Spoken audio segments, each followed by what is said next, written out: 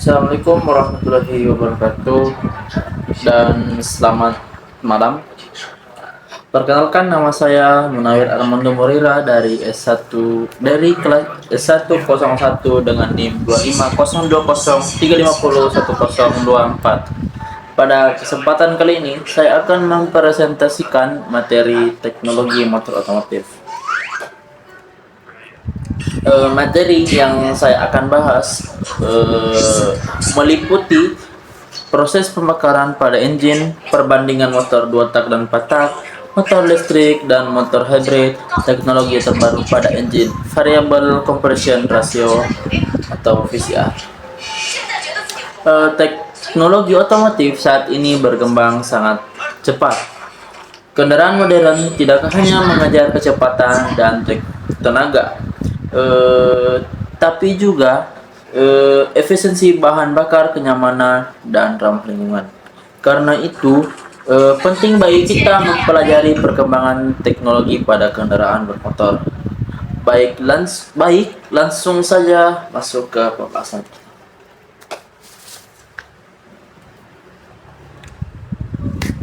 Pembahasan pertama adalah proses pembakaran pada engine. Proses pembakaran merupakan proses utama yang menghasilkan tenaga pada mesin kendaraan. Pembakaran terjadi di dalam ruang bakar ketika campuran udara dan bahan bakar dibakar oleh percikan api dari busi. Energi hasil pembakaran tersebut akan mendorong piston sehingga menghasilkan tenaga mekanik yang digunakan untuk menggerakkan kendaraan. Pada motor bensin 4 langkah terdapat 4 tahapan proses pembakaran. Tahap pertama yaitu langkah isap. Pada langkah isap, piston bergerak dari titik mati atas ke titik mati bawah. Saat piston bergerak turun, katup masuk terbuka sehingga campuran udara dan bahan bakar masuk ke dalam ruang bakar atau ke dalam silinder. Tahap kedua yaitu tahap kompresi. Pada tahap ini, piston bergerak ke atas untuk memampatkan campuran udara dan bahan bakar. Tujuan kompresi adalah meningkatkan tekanan dan temperatur campuran agar proses pembakaran lebih sempurna. Tahap ketiga yaitu langkah usaha atau pembakaran. Ketika piston bergerak dari atas, dari titik mati atas, busi memercikan bunga api sehingga campuran udara dan bahan bakar terbakar. Hasil pembakaran menghasilkan ledakan kecil yang mendorong piston bergerak ke bawah. Gerakan piston ini menghasilkan tenaga yang diteruskan ke poros engkol dan akhirnya menggerakkan roda kendaraan. Tahap terakhir adalah langkah buang. Pada langkah ini, piston bergerak kembali ke titik mati atas untuk mendorong gas sisa pembakaran keluar melalui katup buang. Setelah itu, siklus ini kembali ke langkah isap dan berlangsung terus-menerus selama mesin hidup. Proses pembakaran harus berlangsung dengan baik agar mesin dapat bekerja secara maksimal. Jika pembakaran tidak sempurna, maka tenaga mesin akan berkurang, bahan bakar menjadi boros, dan emisi gas buang meningkat. Karena itu, sistem pengapian,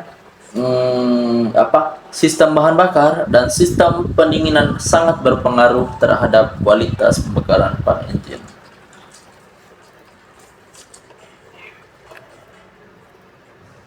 Nah, selanjutnya saya akan menjelaskan tentang perbandingan motor 2 tak dan 4 tak.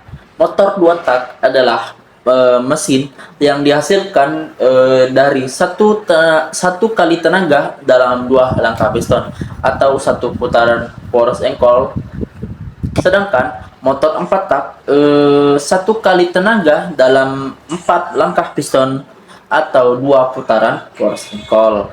Pada motor 2 tak, proses masuknya bahan bakar, kompresi, pembakaran, dan pembuangan gas berlangsung lebih cepat karena sebagian terjadi secara bersamaan. Nah, oleh karena itu motor dua tak memiliki tenaga yang besar, memiliki tenaga yang besar dan akselerasi yang cepat. Kelebihan motor dua tak antara lain konstruksi mesin lebih sederhana, mesin lebih ringan, dan perawatan lebih mudah. Motor dua tak juga terkenal memiliki cara suara khas dan tarikan yang responsif. Namun, motor dua tak memiliki beberapa kekurangan. Motor ini lebih boros bahan bakar karena proses pembakaran kurang efisien. Selain itu, oli samping ikut terbakar sehingga menghasilkan asap lebih banyak dan polusi udara lebih tinggi. Karena alasan emisi dan efisiensi, penggunaan motor dua tak saat ini sudah mulai berkurang. Sedangkan motor empat tak bekerja dengan 4 langkah, yaitu hisap, kompresi, dan buang. Motor empat tak lebih hemat bahan bakar karena proses pembakaran lebih sempurna, suara mesin lebih halus, dan emisi gas buang lebih rendah sehingga ramah lingkungan. Selain itu, umur mesin 4 tak biasanya lebih panjang dibandingkan motor 2 tak. Namun, kekurangan motor 4 tak adalah konstruksi mesin lebih rumit dan biaya perawatan sedikit lebih mahal. Tenaga awal motor 4 tak juga biasanya tidak seagresif motor 2 tak. Saat ini, kendaraan modern lebih banyak menggunakan motor 4 tak karena lebih efisien, nyaman, dan sesuai dengan standar emisi kendaraan.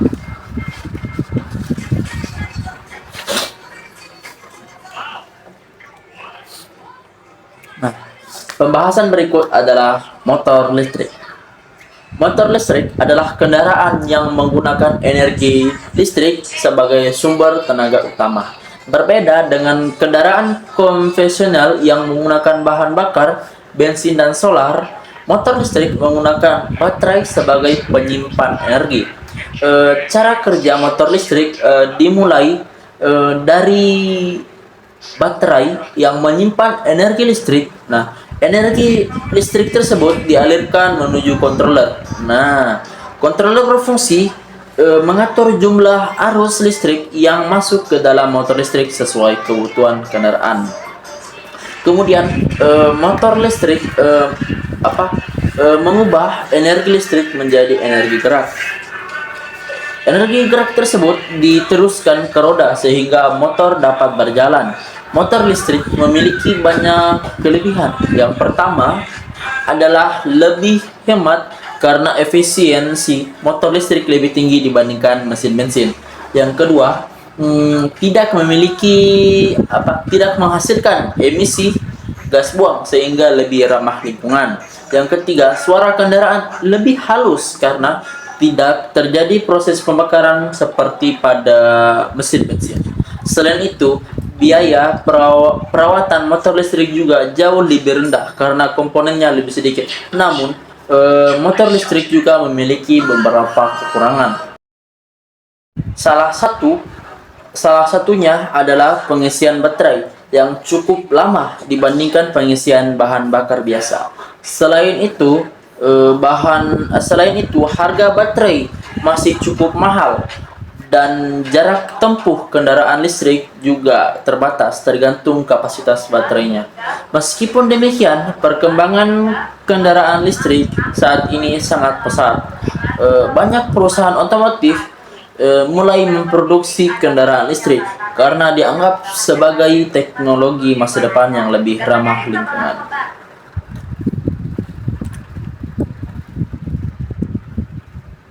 Nah, selanjutnya adalah motor hybrid. Motor hybrid merupakan kendaraan yang menggunakan dua sumber tenaga, yaitu mesin bensin dan motor listrik. Tujuan utama penggunaan sistem hybrid adalah meningkatkan efisiensi bahan bakar sekaligus mengurangi emisi gas buang. Cara kerja hybrid cukup menarik. Pada kendaraan pada saat kendaraan berjalan pelan ataupun di macet, kendaraan dapat menggunakan motor listrik saja karena motor listrik tidak menggunakan bahan bakar.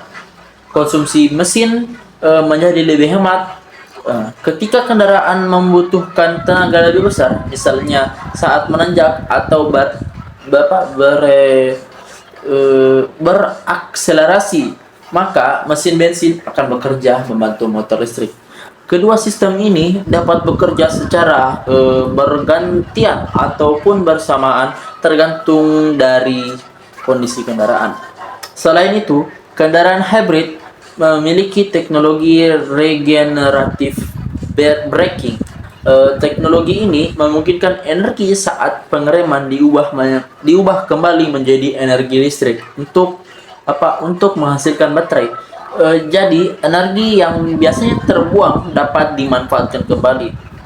Kelebihan kendaraan hybrid yaitu konsumsi bahan bakar lebih irit dibandingkan kendaraan biasa.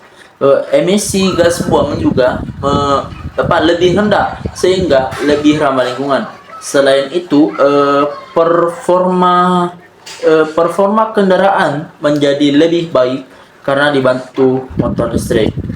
Namun, kendaraan hybrid memiliki kekurangan yaitu harga kendaraan lebih mahal dan sistemnya lebih kompleks karena menggunakan dua jenis penggerak sekaligus.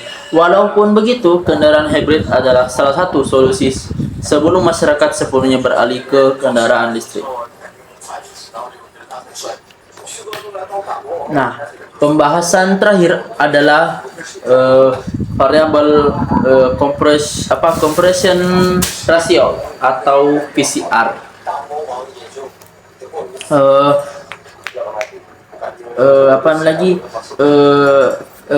PCR ini mempunyai konsep yaitu mengubah rasio kompresi mesin secara real time selama operasi untuk menyeimbangkan efisiensi dan performa. Variabel compression ratio atau VCR mempunyai manfaat yaitu mengoptimalkan efisiensi saat corrosion atau rasio tinggi dan mencegah locking saat beban tinggi. Atau rasio rendah untuk respon dan daya maksimal. Nah, variabel compression ratio ini mempunyai cara kerja atau cara kerja mekanis. Nah, yang pertama itu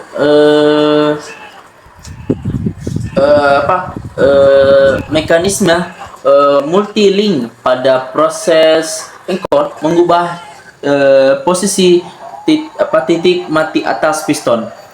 Yang kedua, ECU mengatur posisi link untuk menaikkan atau menurunkan rasio kompresi sesuai kondisi beban dan pengapian. Yang ketiga, integrasi dengan kontrol torsi, timing pengapian, dan sistem bahan bakar untuk mencegah detonasi. Nah, contoh implementasi pada VCR tersebut adalah VCT atau VC Turbo pada mesin Nissan atau Infiniti yang diproduksi massal pada produksi massal pertama yang terkenal.